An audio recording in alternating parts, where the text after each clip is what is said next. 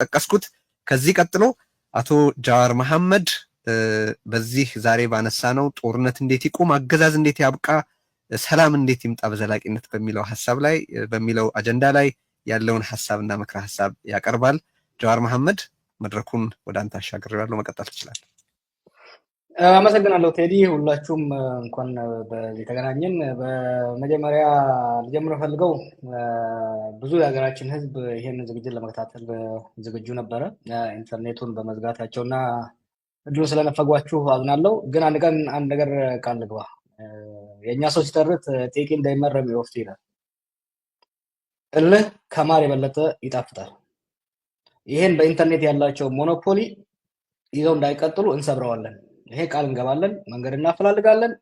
ከእንግዲህ በኋላ ከዚህ በፊት የነበረው አገዛዝ በቴሌቪዥን የነበረው ሞኖፖሊ እንደሰበር ነው ሁሉ ይሄንን ለመስበር አንተኛም ተስፋ እናደርጋለን። በመቀጠል የዚህ ዝግጅት አዘጋጆች ይሄን በጣም አስፈላጊ አንገብጋቢና ጊዜያዊ የሆነ ዝግጅት ያዘጋጃችሁ የትግል አጋሮች ያለኝን አድናቆትና ምስጋና ለመግለጽ ወዳለሁ። በተለይ ደግሞ አቶ ልደቱ አያሌው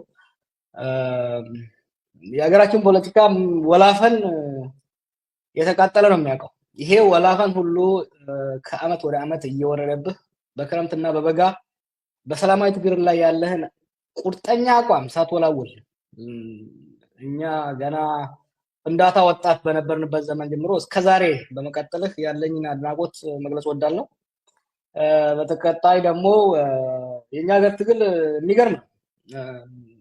ሁለት አንጋፋ ታጋዮችን እዚያ ያለው አቶ ዩሱፍ ያሲንና ጃልታ አብዲ ከተማሪዎች እንቅስቃሴ ንቅናቄ ጀምሮ እስከዛሬ ድረስ በኢትዮጵያ ውስጥ እኩልነት፣ ፍትህ፣ ዲሞክራሲ እንዲሰፍን ደከመን ሰለቸን ሳይሉ ህይወታቸውን በሙሉ መስዋዕትነት አድርገው ዛሬም በዚህ እድሜያቸው ሳይደግማቸው ዛሬም ተስፋ ሳይቆርጡ ስንቱ በኔ እድሜ ያሉ ተስፋ ቆርጠው እጅ በሰጡበት ዘመን በዚህ በመቀጠላችሁ ያለኝ አክብሮት ያለኝ አድናቆት ሊሰፈር ሊመዘን እንደማይችል ልገልጽላችሁ እወዳለሁ። በመቀጠል እንግዲህ አጠር አድርጌ አሁን በኢትዮጵያ ውስጥ ያለው ሁኔታ እንዴት ይፈታ፣ ሰላም አስፈላጊነት የምንስማማበት ከሆነ ወዴት እንሂድ የሚለውን ነካ ማድረግ ሞክራለሁ። በአሁኑ ወቅት ሁለት በጣም አሳሳቢ አንገብጋቢ ጉዳዮች ለኢትዮጵያ ዜጎች ያሉ ይመስለኛል። አንዱ የዳቦ ጉዳይ ነው። እኛ ኢትዮጵያኖች የኢትዮጵያ ዜጎች ድህነትን እናውቀዋለን። ድሃ ሆነን ያደግነው ስለሆነ ኒውቶዋስ ግን እንደ ዘንድሮ የባሰ የሚያማርር የሚያስጠላ ድህነት አይቼ አላቅም። ያየ ሰው መጥቶ መናገር ይችላል። በተለይ ደግሞ ከተሜውና በእኛ አቅም በእኛ ደረጃ ሚድል ክላስ የሚባለው ማህበረሰባችን here I'm talking about ሐኪሞቻችን፣ ኢንጂነሮቻችን ምግብ ለራሳቸውና ልጆቻቸው ማጉረት ከቨር አፎርድ ማድረግ የማይችሉበት ደረጃ ላይ ነው። ገበሬው በየአመቱ እያደገ ያለው መዳበሪያ በተለይ አምና 3500 የነበረ መዳበሪያ ዘንድሮ ከ9000 በላይ በመሆኑ ዘንድሮ ማሻውን አርሶ በቂ መዳበሪያ ማግኘት ባለመቻሉ በሚቀጥለው አመት ምርቱ ይቀንሳል፣ የኑሮ ውድነቱ እየጨመረ የሚሄድ ይሆናል ማለት ነው። ኢማጂን ይህ ገበሬ ይህ አርሶ አደር በጦርነት ምክንያት ቄው ላይ ማረስ ሳይችል በጎጃምና በምስራቅ ሸዋ በቆሎ እንዳይዘራ እየተከለከለ ያም ሳያንስ ቀርቶ መዳበሪያ በጥፍ ተጨምሮበት መስራት ያልቻለበት ይህ ደግሞ truly speaking ኢትዮጵያ ውስጥ ከዚህ በፊት ታይቶ የማይታወቅ ድህነት የህልውና ጥያቄ የሆነበት ሁኔታ ውስጥ ነው ያለነው። ሁለተኛው በጣም አንገብጋቢ ጉዳይ ለኢትዮጵያ ዜጎች የደህንነት እጦት። ኢትዮጵያ በአምባገነኖች ስትገዛ ነው የኖረችው። የኢትዮጵያ ገዢዎች ሰዎችን ሲጨቁኑ ሰዎችን ሲገሉ ነው የነበሩት። ይሄ የሚካድ አይደለም፣ የምናውቀው ነው። ከኛ በፊት የነበራችሁን ታውቁታላችሁ። እንደዚህ 5 6 7 አመታት ግን ዜጎች ለቅሶ መሄድ ያልቻሉበት፣ ዜጎቻችንና መስጊድ መሄድ ያልቻሉበት፣ እናቴ የእሷ እናት ስታርፍ ሄዳ መግበር ያልቻለችበት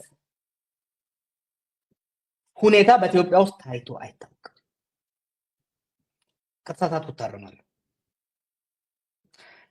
ዜጎችን አፍኖ ብር ማስከፈል እንደ አንድ የቢዝነስ ሴክተር የተቆጠረበት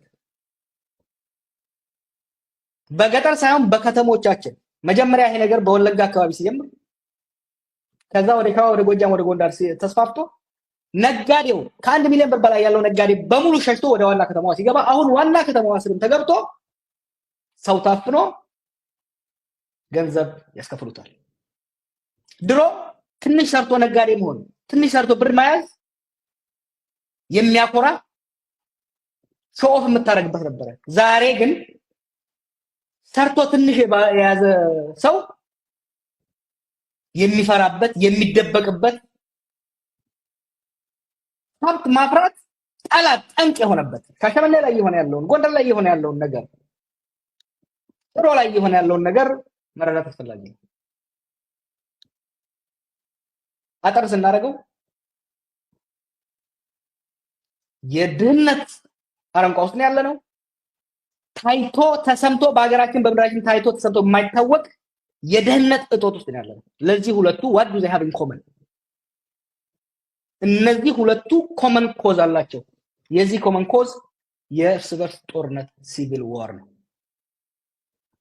የዚህ ሲቪል ዋር ከምን ተነስቶ ምን ደረሰ የሚለውን ሌላ ጊዜ እንተዋለን። ይሄ ሲቪል ዋር ይሄ የእርስ በርስ ጦርነት ብዙዎቻችሁ እንደተናገራችሁት ኢኮኖሚያችንን አንኮትኩቶታል። መሰረተ ልማቶቻችን ፈርሰዋል። የሀገር ውስጥ የንግድ እንቅስቃሴ ከሚታሰበው በላይ ተዘግቷል። ወደ ሀገራችን ስትገባ የነበረችው ትንሽ እንጥብጣቢ ኢንቨስትመንት እንድትደርቅ ሆናለች። ከዛ የተረፈችውን ደግሞ ጠቅላይ ሚኒስትሩ የመዝናኛ የማሾፊያ ፕሮጀክቶች ለመገንባት እያባከናት ይገኛል። ይሄ ለኢኮኖሚ ችግሩ ከፍተኛ ኮንትሪቢዩሽን አድርጓል። ዛሬ ኢትዮጵያ ውስጥ ዩኒቨርሲቲዎች ተማሪዎቻቸውን መመገብ ያልቻሉበት፣ ክልሎች ዞኖችና ወረዳዎች ደሞዝ መክፈል የማይችሉበት፣ ደሞዝ አልተከፈለንም ልጆቼ ራባቸው ብሎ ሰራተኛው ሲጠይቅ የሚደበደብበት፣ በመካከለኛና አነስተኛ ደረጃ ያለው ነጋዴ ለጆሮ በሚዘገንን ደረጃ በተለያየ ስም እየተለጠፈበት መዋጮ የሚለቀምበት፣ ስንቱ በየጉራንጉሩ እዳ ተቆልሎበት ከእዳ ለማምለጥ የሰው አይን አፍሮ ፈርቶ ራሱን እየገደለ ያለበት ሁኔታ ውስጥ ነው ያለነው ማለት ነው። ይሄ የኢኮኖሚ መንኮታኮት ፈጥሯል። ሌላው የእርስ በርስ ጦርነት ሀገራችን ውስጥ ምንም ማንደባበቀው ነገር አለ። ከዚህ በፊት የብሔር ሽኩቻ ነበር፣ የሃይማኖት ኮምፕሌንት ነበር። እንደዚህ ዘመን ግን ማህበራዊ፣ ሃይማኖታዊ፣ ፖለቲካዊ ተቋማት ሙሉ በሙሉ የተንኮታኮቱበት complete fragmentation of every aspect of our society, our religious institutions, our state institutions, our cultural institutions ፍርክስክታቸው የወጣበት ዋጋ ያጡበት የተወረዱበት ህዝባችንን አንድ ላይ እንደ ግሉ ይዘው ያሉ እሴቶቻችን ከቀን ወደ ቀን እየተመናመኑ እየተሸራረፉ እየወደሙ ያለበት ሁኔታ ውስጥ ገብተናል ማለት ነው። ይህ ስለሆነ ጦርነትን ማስቆምና ሰላም ማምጣት ለኢትዮጵያ ከማንኛውም አጀንዳ ቀድሞ ቅድሚያ ሊሰጠው የሚገባ ጉዳይ ነው። ይሄን ለማድረግ በሶስት ደረጃ መሄድ አለብን ብዬ አስባለሁ። የመጀመሪያው we must silence the guns። አሁን በኦሮሚያና በአማራ በቤኒሻንጉልም የተካሄዱ ያሉ ጦርነቶች በአስቸኳይ እንዲቆሙ፣ ቆመው ግን አሁን ሊፈነዱ በቋፍ የደረሰው የትግራይ ግጭት እንዳይፈነዳ መረባረብ፣ ከኤርትራ ጋር የተገባው ፍጥጫ ወደ ጦርነት እንዳይሄድ የሀገራችን ዜጎችና በኢትዮጵያ ጉዳይ ይመለከተኛል ስቴክሆልደር የሚል ማንኛውም ዓለም አቀፍ ማህበረሰብ ሊረባረብበት የሚገባ ጉዳይ እንደሆነ አበክሬ መናገር ፈልጋለሁ። አንድ ነገር ግን ጠበቅ ላድርግ እዚህ ላይ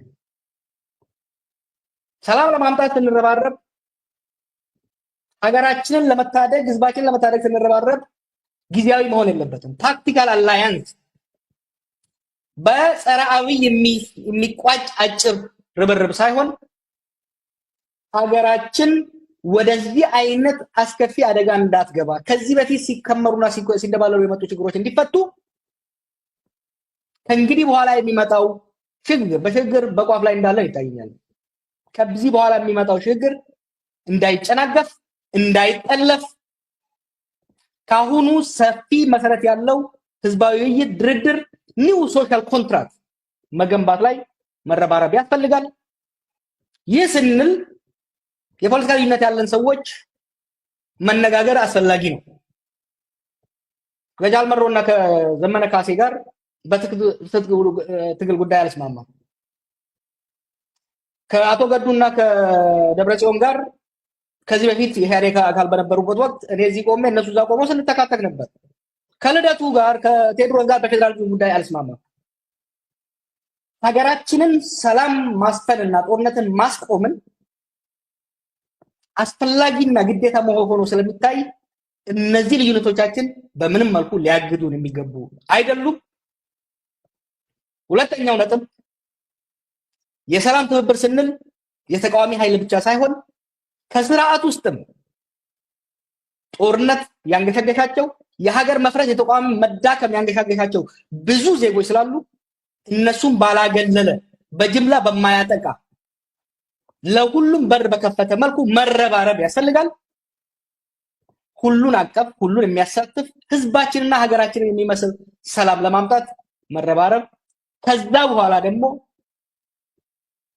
ህዝባችንና ሀገራችንን የሚመጥን በሰጥቶ መቀበል ላይ የተመሰረተ የፖለቲካ ድርድርና ስምምነት አድርገን ሀገራችንን አሁን ከገባችበት ችግር ማስወጣት ብቻ ሳይሆን የሚቀጥለው ትውልድ የኔና የኔ መሰል ልጆች ጦርነትና እርዛት የማይወርሱበትን ኢትዮጵያ መገንባት አለብን፣ መገንባትም እንችላለን ብዬ አምናለሁ። አመሰግናለሁ። በጣም አመሰግናለሁ ጃዋር። ወሳኝ በሆኑ ጉዳዮች ላይ ሀሳብህን አቅርበሃል። ውይይት የሚጭሩ ናቸው። በጣም ደስ ብሎኛል በእውነት። የዚህ ዝግጅት አንድ ትልቅ